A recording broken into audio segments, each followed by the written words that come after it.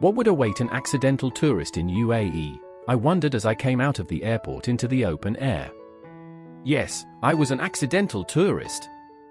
I had been to Oman to stay with my niece. I had just squeezed in 2 days on my way back home.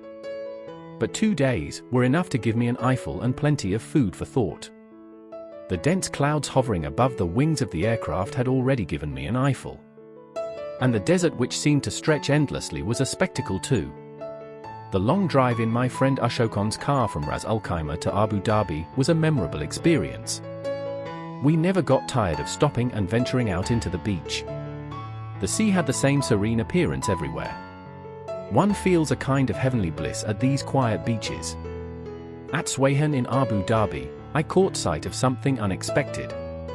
It was the entrance to the Noor Abu Dhabi solar power plant.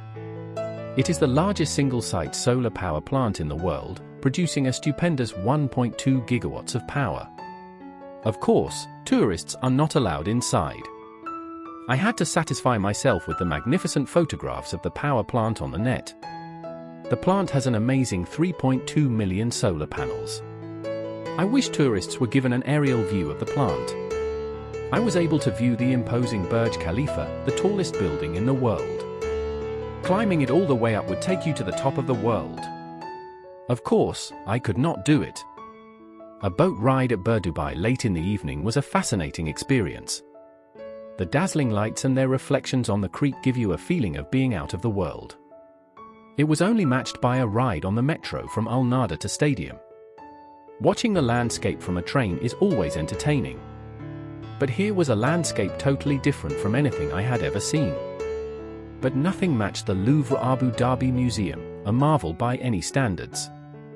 It houses some of the world's most fascinating archaeological remains, paintings, sculptures and other artifacts.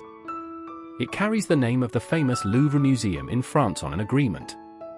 It has also rented more than 300 pieces from the Louvre for display. I thought it terribly unlucky of me to have spent only half a day in the museum. I would have loved to spend at least a week. On boarding the flight to Calicut, I wished I had more time for a visit like this.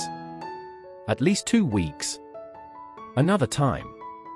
I might get a chance again. You never know.